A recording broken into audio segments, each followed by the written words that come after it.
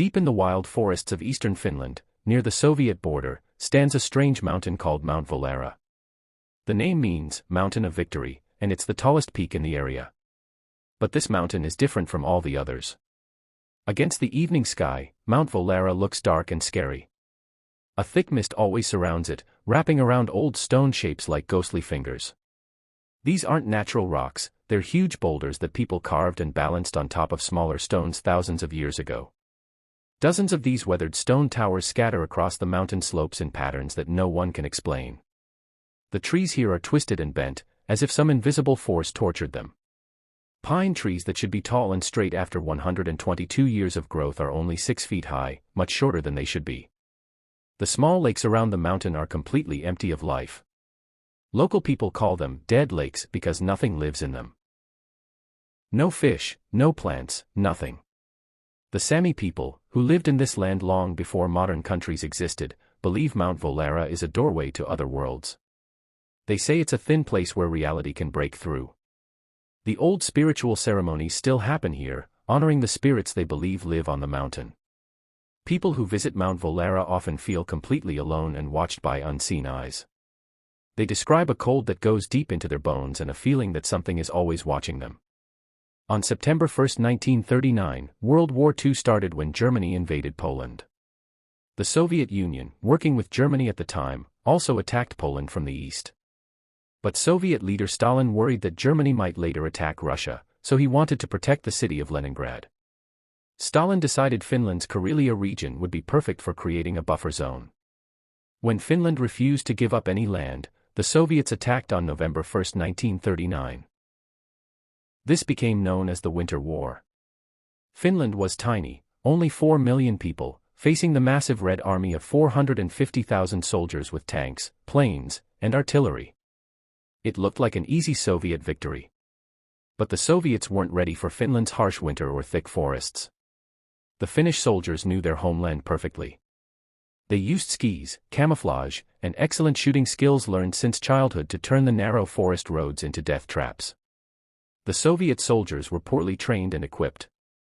Many didn't even have proper winter coats in temperatures that dropped to minus 45 degrees Fahrenheit. More soldiers died from cold than from Finnish bullets.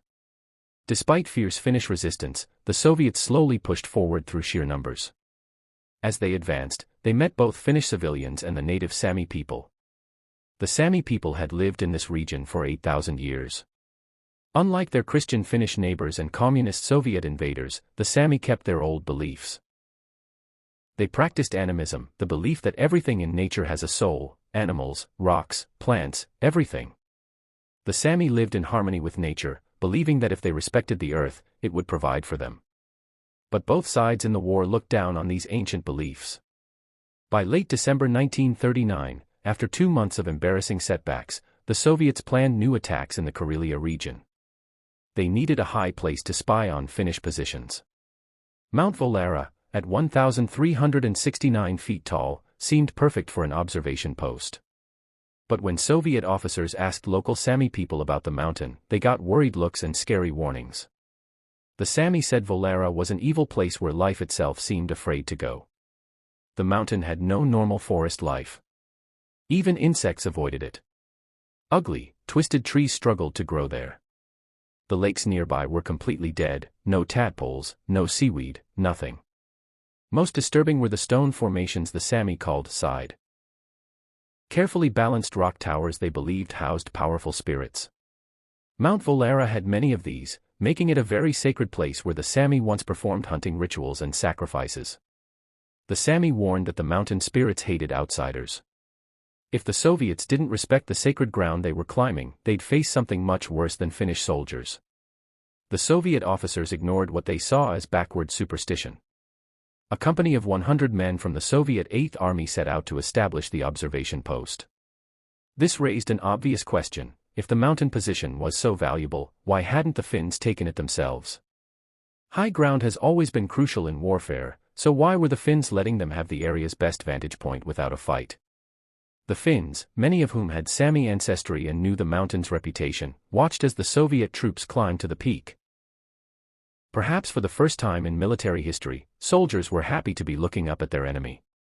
On a cold night as the winter sun set, the Finnish troops at the bottom of the mountain heard something terrible happening above. Through the quiet night air came the sounds of gunfire, explosions, and screaming from the Soviet position.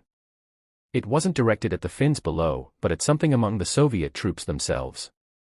For 2 straight nights, the Finns listened as the Soviets fought an unknown enemy. The screams and gunfire got weaker each night. Finally, on the second night, the mountain went completely silent. At dawn, a small Finnish scouting party decided to investigate.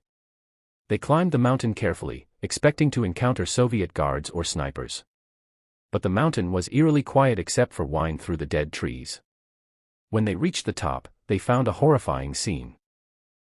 All 100 Soviet soldiers were dead, scattered across the mountain plateau in a massacre that painted the snow red with blood. Some soldiers had tried to run before being killed. Others had shot themselves rather than face whatever was attacking them, and they seemed to be the lucky ones. Most had been torn apart by what could only be claws and fangs. Body parts and organs were scattered among the twisted trees and sacred stones. Thousands of bullet casings showed how desperately the Soviets had fought back. But the Finnish scouts found no sign of what had killed them, no Finnish casualties, no animal tracks, no evidence of any known predator. Something had ripped apart an entire company of armed men with savage bloodlust.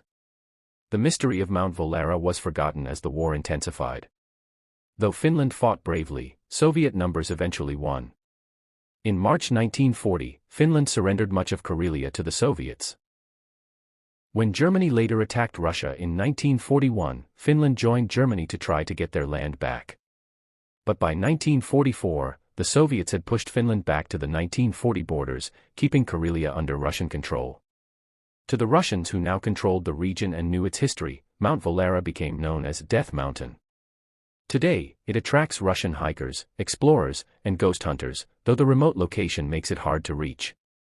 Little remains from the war, but people still report strange experiences on the mountain. Some even claim it's a portal between dimensions. So what killed those 100 Soviet soldiers? Several theories exist. Wild animals, large wolf packs were common during the war. Hungry wolves, with their usual prey scared away by fighting, might have turned to human flesh. Packs of up to 24 wolves could certainly attack unprepared soldiers. Bears, brown bears live throughout the region.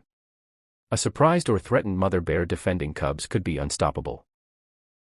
But both wolves and bears would leave obvious evidence, tracks, droppings, dead animals.